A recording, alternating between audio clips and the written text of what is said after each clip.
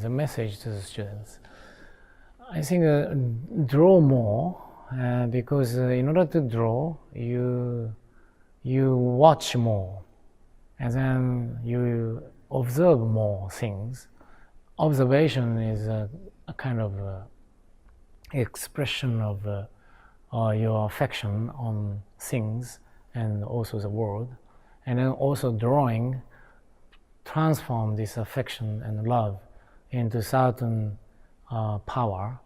And I think you can start from just drawing small sketches, but gradually this first step of make a note of your understanding or investigation of the things and the world becomes another step for you to go further.